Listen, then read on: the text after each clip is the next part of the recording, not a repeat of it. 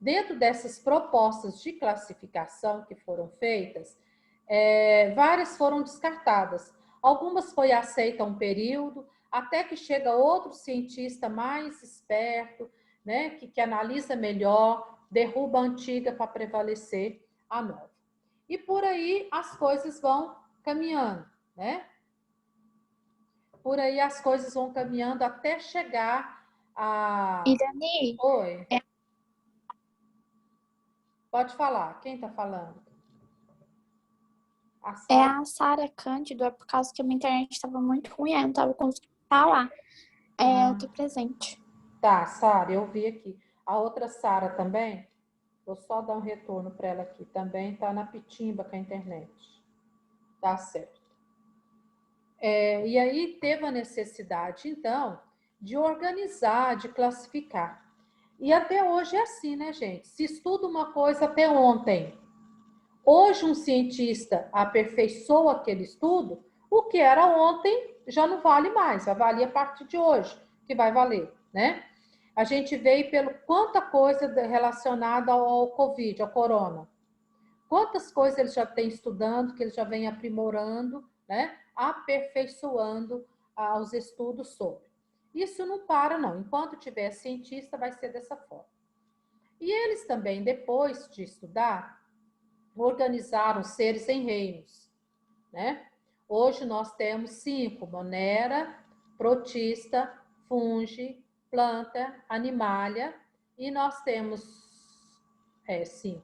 E ainda tem o reino vírus, que também é um reino que foi colocado todos os vírus, porque eles não sabiam o que fazer com esse tanto de vírus espalhado, tá? Então, colocou tudo num só. Beleza. E aí, eles criaram, então, estudando, viram que tinha que separar o domínio árquea do domínio eucária, né? E o domínio bactéria. O que é esse domínio árquea?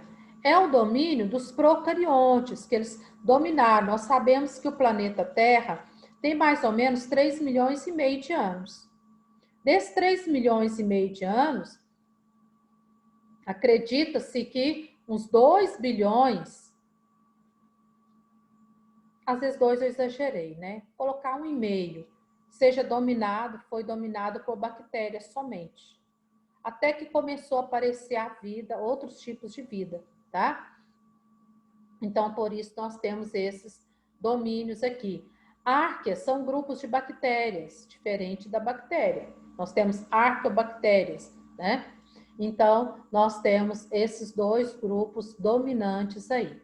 Ó, o domínio bactéria, né, engloba as bactérias, anteriormente conhecida como eubactérias. O domínio árquea, os seres procariontes, né, produtores de gás metano, como algumas bactérias e tudo mais, que vive, né, em regiões extremas, em condições extremas. E o eucária são seres eucariontes. Ok? Agora, isso aqui é importante, terceiro ano, as regras de nomenclatura. Vamos supor que um brasileiro descobre um ser qualquer. Fala aí para mim, quais são as regras que ele tem que observar para nomear esse ser que ele descobriu? Irani, bom dia. Bom dia. Parece que eu estou cansada. O que foi? Que eu estou cansada? É. Ué, como assim, Daniel? O que está parecendo que eu estou cansada? Me conta aí. Gente, eu queria estar com cansaço. Ué, que eu cheguei assim e apareceu pra mim, assim, a senhora assim, meio cabisbaixa. O que aconteceu? Não, porque eu fiz um questionamento. Eu estou à procura de uma resposta. Tudo bem.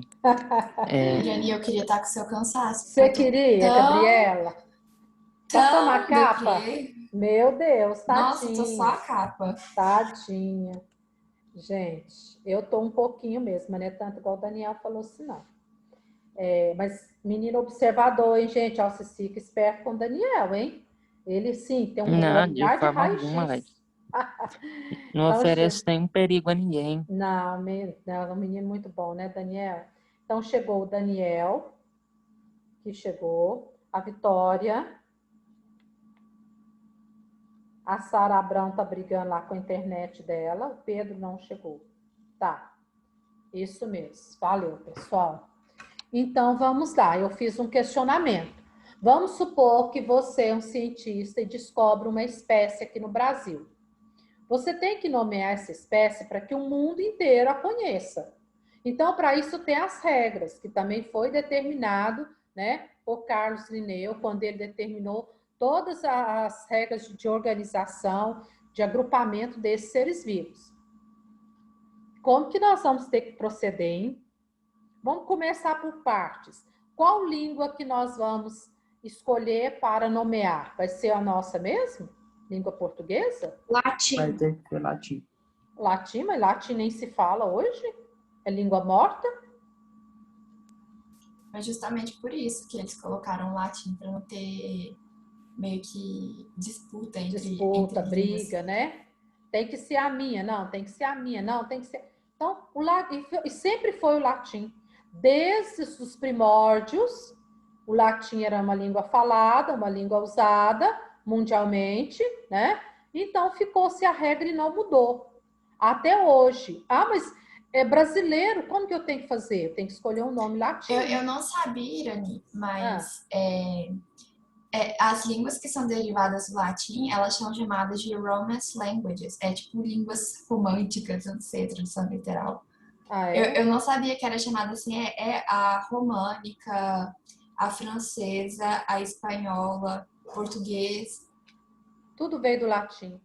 E são assim Sim, denominados. são chamadas Romance languages. Eu não sabia. Eu também não. Eu fiquei conhecendo porque eu estava conversando com uma pessoa e ela me falou. Tá vendo? Olha o conhecimento aí agregando, né? A nossa vida. Muito bem, porque eu também não sabia.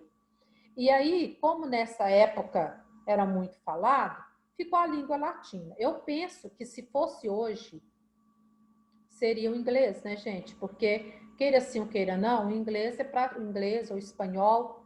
Vocês que sabem mais do que eu aí. Qual das duas línguas é mais faladas mundialmente, o inglês ou o espanhol? Inglês. O inglês, não é? Eu penso que se fosse hoje, seria o inglês, que é a língua mais divulgada mundialmente, né? Mas naquela época latim não mudou. Então eu tenho que latinizar o nome do bicho, porque eu sou brasileira, falo a língua portuguesa e eu tenho que batizar ele na língua latina. Então eu tenho que latinizar o bichinho. Beleza. Então a língua é latina. Para eu nomear, eu não tenho um critério para escolher o nome. Escolho do jeito que eu quiser, do jeito que eu achar que deve. Mas muitas vezes eles escolhem o nome baseando no animal, na espécie que está sendo estudada, formato, alguma coisa assim. Tá. Mas para eu agora dar esse nome, eu posso escolher o que eu quiser, mas tem uma regra para eu nomear. Alguém sabe falar qual é essa regra? A senhora poderia repetir, por favor? Olha, eu vou dar um nome. A língua eu já escolhi, tem que ser latina. Eu posso chamar a espécie do jeito que eu quiser. Mas para eu chamar essa espécie, mesmo do jeito que eu quiser, eu preciso ter uma regra para eu escrever, né? Igual se perguntar ao seu pai, por que escolheu o nome de Gabriela, ou sua mãe? Eles têm uma justificativa, por que Gabriela? Agora, qual seria a regra para eu escolher esse nome, né? Escrever esse nome? Tem que terminar com ai, não tem? Não tem assim. Eu tenho que latinizar. Então, vamos ver aqui, olha. As principais regras. O nome científico deve ser escrito em latim ou latinizadas.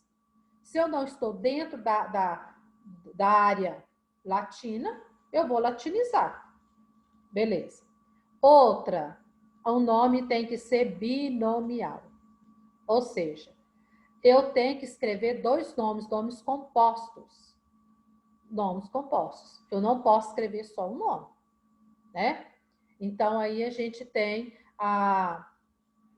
por exemplo, Iago Mateus, é um nome composto, né? Quem mais? Ana Clara, é um nome composto.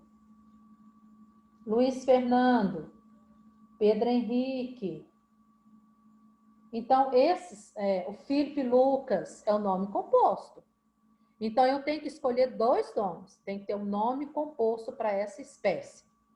Dentro desse nome composto para essa espécie, o nome tem que ser destacado das demais palavras do texto. Eu posso destacar sublinhando, como eu estou fazendo aqui. Eu posso destacar colocando negrito ou outra letra. Normalmente coloco itálico quando é digitado, tá? Então, o nome tem que ser destacado do texto. Outra coisa, esse nome, a primeira letra representa o gênero e eu escrevo com letra maiúscula. A segunda letra representa a espécie. Eu escrevo com letra minúscula, tá? Então, a primeira com letra maiúscula, a segunda minúscula. Mesmo que seja um nome, tipo esse aqui, ó.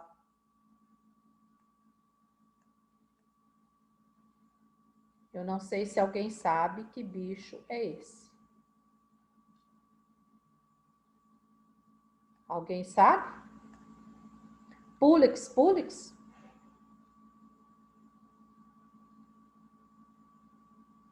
É pulga? A pulga.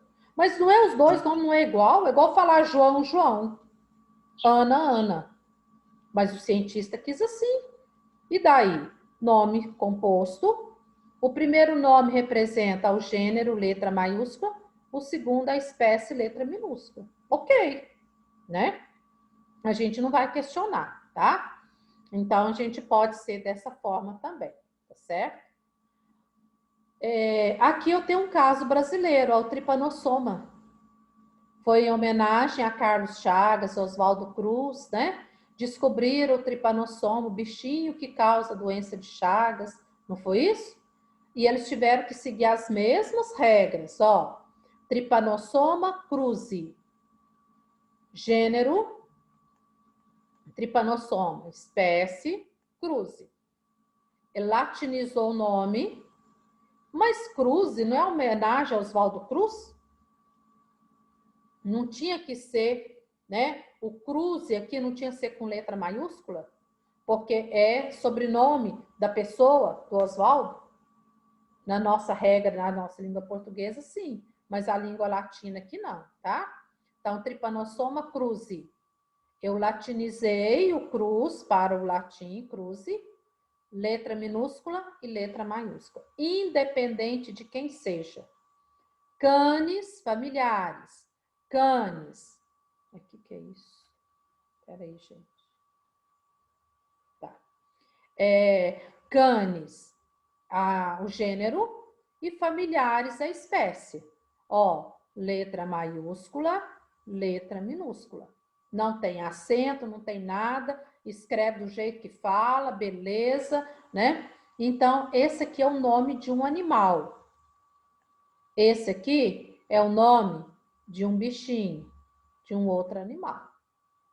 Eu posso colocar nome próprio junto, né? Posso escolher o nome que eu achar que deve. O mamão, carica, papaya. Por que carica? Por que papaya? Né? Teríamos que perguntar a quem descobriu para saber qual a razão desses nomes. Nós não sabemos, mas tudo certo.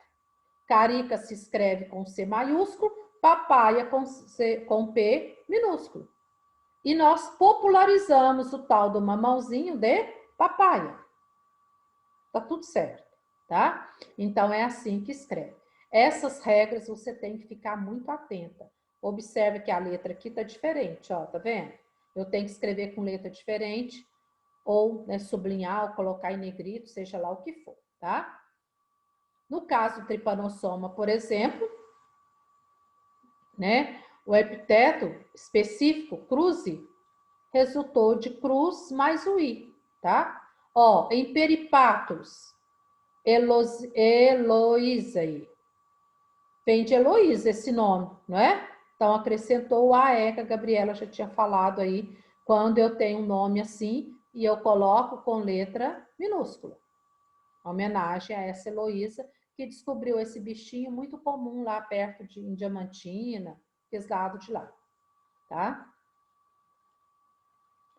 Caso o nome da espécie já tenha sido citado por extenso no texto, as próximas citações podem ser abreviadas. Se eu estou falando daquela espécie, tá? Ó, Trypanosoma cruzi.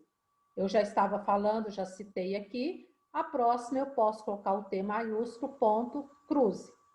Também dá certo. Quando não se sabe a espécie, não tem uma espécie definida, eu coloco SP. Plasmódio SP. É uma espécie que eu ainda não defini, ainda não conheci. Então, eu posso usar isso aqui também, que dá certo.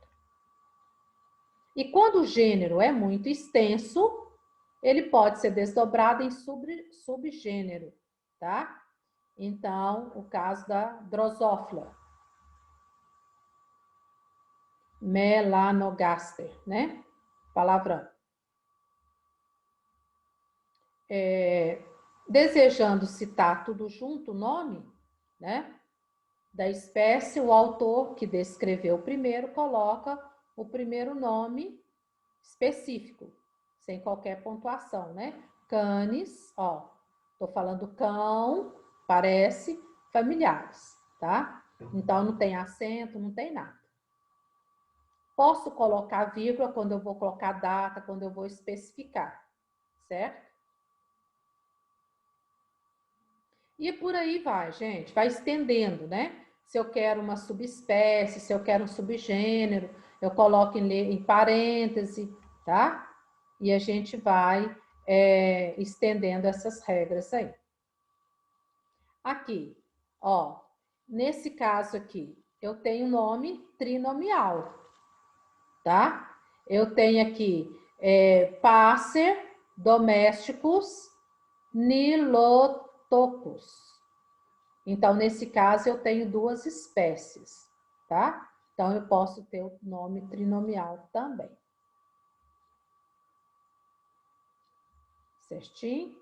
Alguma pergunta, algum comentário?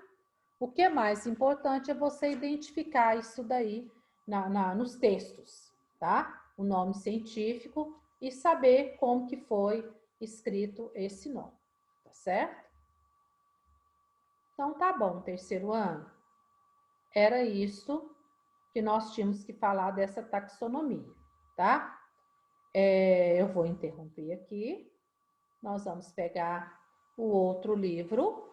Alguém tem alguma dúvida, alguma pergunta sobre a taxonomia? Não. Aparentemente é uma matéria até simples, mas se você for estudar ela a fundo, ela é muito complexa, porque ela tem muita regra. Igual o português, a língua portuguesa, cheio de regra, né? Quando você pensa que você já entendeu tudo, tem outra regra, porque se for desse jeito, se for daquele, tem outra regra. Então, isso aí é cheio de norminhas, cheio de regras. Mas é mais aí para o cientista mesmo, né? Ah, Luiz Fernando. Segura aí que eu tenho uma coisa para mostrar para o Luiz Fernando e para vocês primeiro. Um minutinho aí. Eu vou procurar um negócio aqui. Na aula passada a gente estava conversando e o Luiz Fernando questionou da mula, da égua com jumento. E eu falei para ele que eu ia procurar e eu achei. E eu vou mostrar para vocês.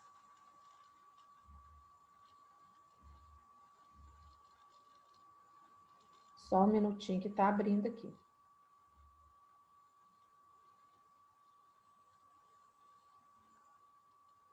Aqui. Luiz Fernando, você ainda está aí? Eu estou aqui, Irane. Tá, então olha aí que eu trouxe para você. Eu não sei se você procurou, mas eu procurei. Olha o nosso Bartoldo. Bartoldo é o resultado do cruzamento do cavalo com a jumenta. Assim como tem a égua com o jumento, tem o cavalo também. Também são estéreis, né? Não deriva outra espécie. Do cruzamento do jumento com a égua nasce o burro, né? Ou a mula. Jumento, asno, jumento nasce do asno e jegue. São sinônimos para o mesmo animal da espécie Equus asinus. Então, aqui a gente tem o Bartoldo. Se você olhar ele, eu estava observando ele com o burro ou a mula, são semelhantes, né? Não são muito diferentes, não. Mas nasce também, tá? Se cruzar esses outros animais aí, ok? Então, eu apresentei para vocês o nosso novo amiguinho, o Bartoldo. Vamos voltando lá ao nosso livro. Vou abrir lá o outro capítulo, só um minutinho. Para a gente fazer, só recordar o que nós vamos ter que estudar para a prova. Quem for acompanhar aí no seu livro,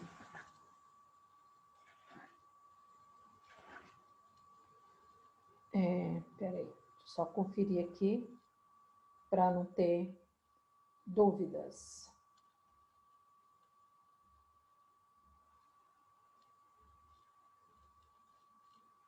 Matéria da prova, página 22 até 24.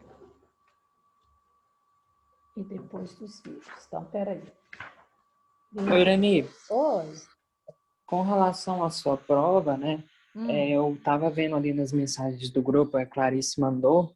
Eu acredito que foi ela também, né? Os colegas confirmaram com ela em relação ao horário de prova. A sua prova vai ser, tipo, como se fosse 3 horários ou só 2? Então, Daniel, nesse dia vocês têm biologia e história, não é?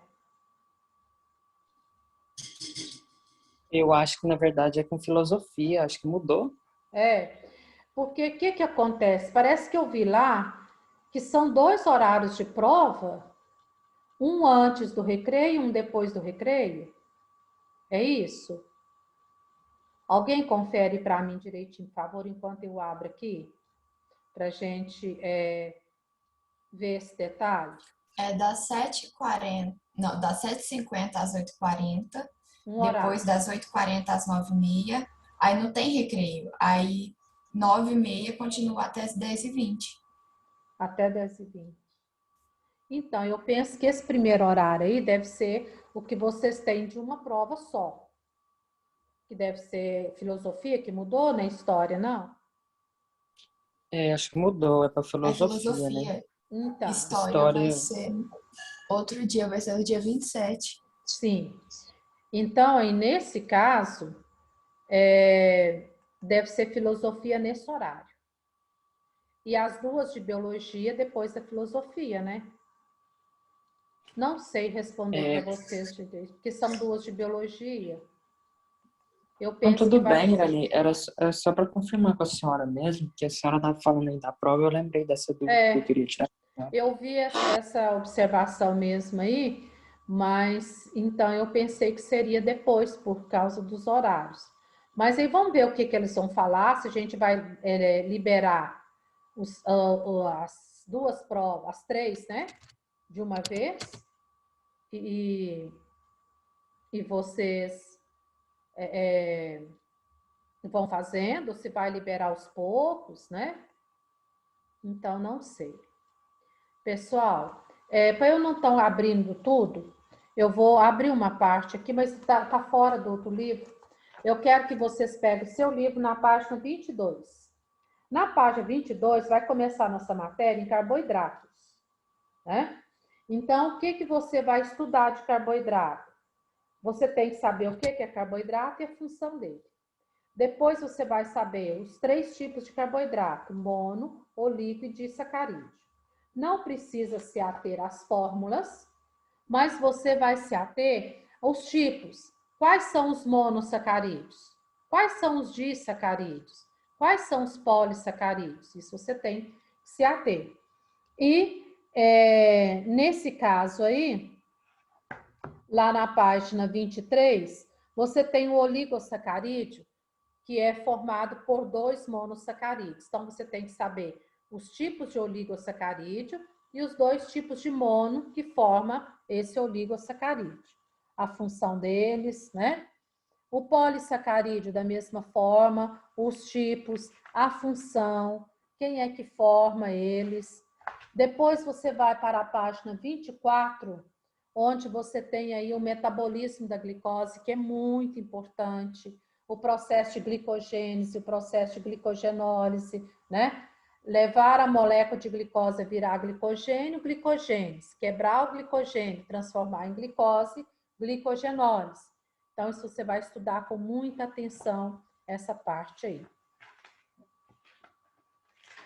Depois, nós temos os lipídios.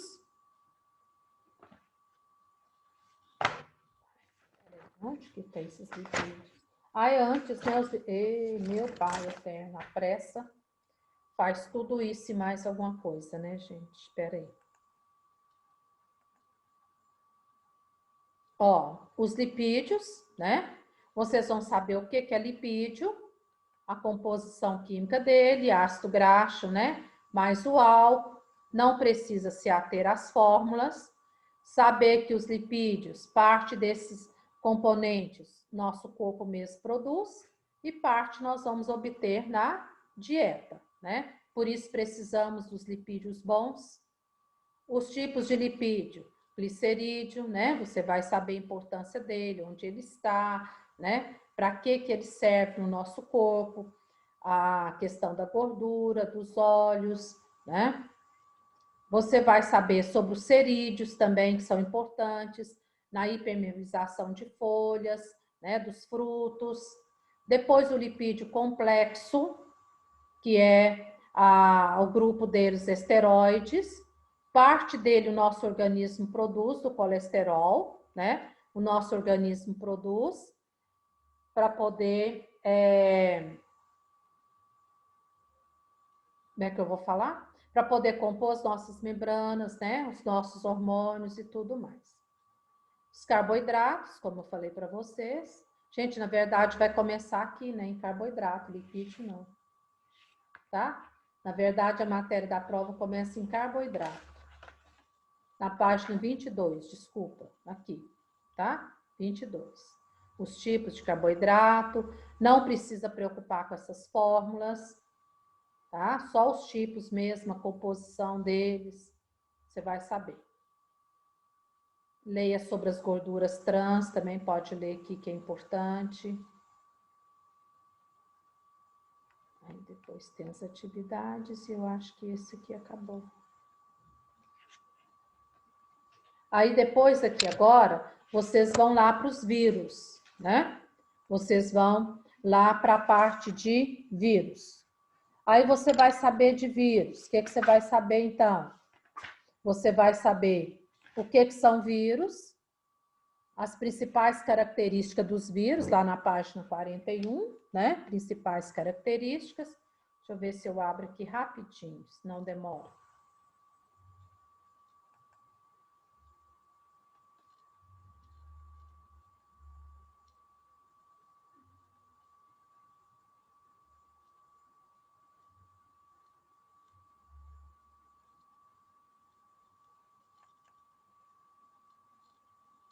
Já está indo agora mesmo.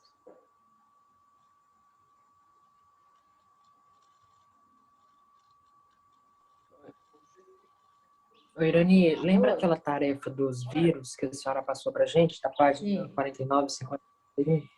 Sim. Isso aí era para mandar no Bernoulli, né? É. Isso foi o que você deixou eu te mandar no privado, né, Irani? Algumas pessoas eu deixei, né? Nós temos que ficar atentos a isso aí. Agora nós mudamos essa forma de colocar lá. Vocês podem colocar até 7 horas da manhã do mesmo dia, né?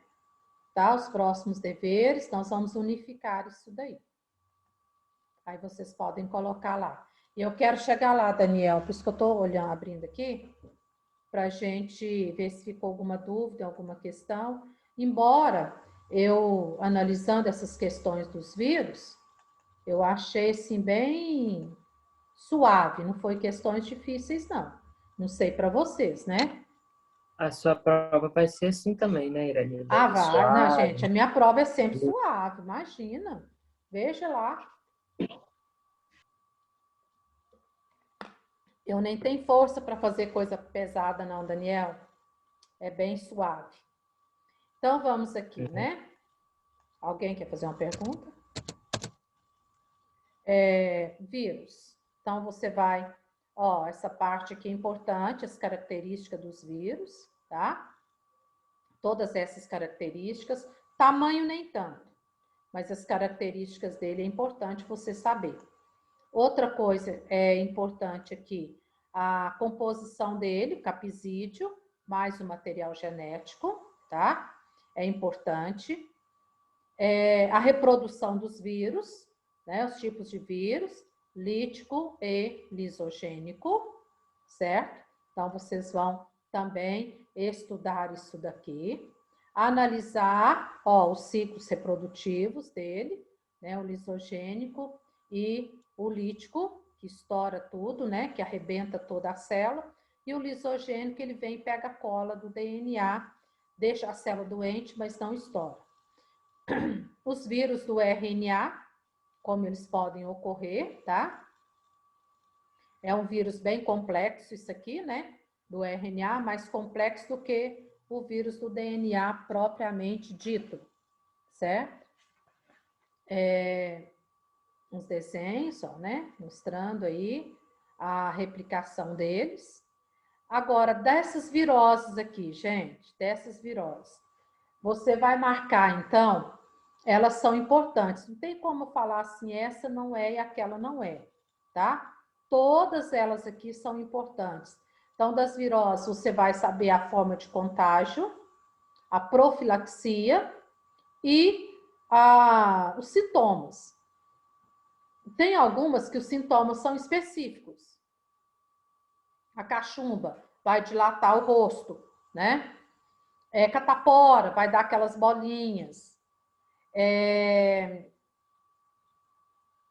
A herpes, né? Também vai dar as bolinhas d'água, tá? Então, assim, agora, hantavirose, febre amarela, não tem sintoma específico. Todos eles dão febre, né? Todos eles são complicados, pode trazer problemas graves para o nosso organismo. Então, todos eles merecem o devido cuidado.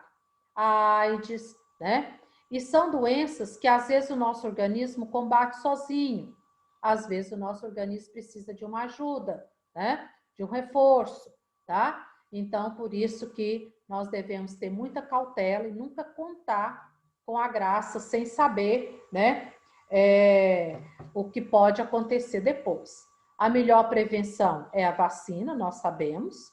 Depois, evitar o contágio com pessoas doentes, né? Contágio com pessoas doentes é a melhor prevenção, né? Porque aí a gente sabe que o nosso corpo vai preocupar em produzir a defesa que ele precisa, né? Para poder cuidar da nossa saúde, ok? Alguma pergunta, algum comentário? Não. Então, aqui são esse grupo de doenças. Vou ver se aqui já chegou nessas atividades.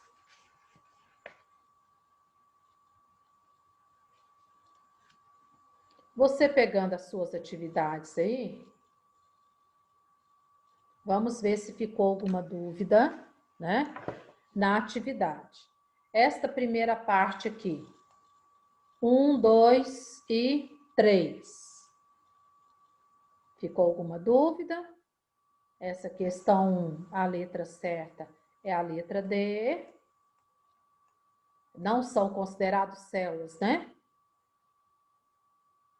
Porque eles dependem das células para sobreviver. Eles são moleculares, né? Moleculares. 2, a letra A, né? No caso da AIDS, do HIV, prevenção, uso de camisinha, né? Antes da relação, ou então não relacionar com pessoas contaminadas. A questão 3, também a resposta é letra A. O vírus influenza é o da gripe, tá, gente? É o da gripe. Depois da questão 4 até a questão 2, até a questão 6, nessa página. Alguém ficou alguma questão aqui que alguém não entendeu? Eu achei, sinceramente, essas questões aqui bem tranquilas, né? Você olhando o texto, você voltando lá, não tinha questão assim que fazia você arrancar os cabelos, não. Ó, essa aqui vai ser a letra E, né? A possibilidade do vírus da dengue atravessar a barreira placentária sem que seja necessária a presença de um vetor, né, para a transmissão. Então, aqui é o mesmo que acontece com a Zika, né? Como afetou, né, gente? Como afetou as crianças aí. Então, é bem complexo, né? E nós sofremos a consequência dessa crise da Zika. Muitas crianças com sequelas, né, graves. O vírus, ele apresenta só o material genético, ou DNA ou RNA, não apresenta os dois no mesmo vírus, né? Não tem metabolismo próprio, por isso eles são parasitas intraobrigatórios. Não realizam, com relação a processos vírus, né? Não realizam, pois apresentam características fisiológicas celulares para a ocorrência do processo, né? A transferência aqui de água do meio hipotônico para o outro hipotônico. A questão 4, esse aqui é um ciclo lítico. Ó, essa é uma questão que pode te cobrar, né? Para você identificar qual é. E se perguntar por quê, ó, estoura as células, né? Ele sai e deixa a célula estourada. A questão 5, que diferencia o corpo de um vírus dos outros, né? O vírus tem só molécula e o material genético, os outros têm a organização. A reprodução deles, né? Só você voltar lá no RNA. A questão 6 é a letra B, só a número 1 está correta, são as celulares, não produzem ATP, não realizam nenhum processo aqui, né? Alguma dúvida nessa página aqui, gente? Até a questão... Tem não. Tranquilo, né? E aqui a letra B também. 1 e 4 são verdadeiras. Ok? Então, terceiro ano, é isso. Vou fazer a prova mais ou menos daquele mesmo tamanho da outra,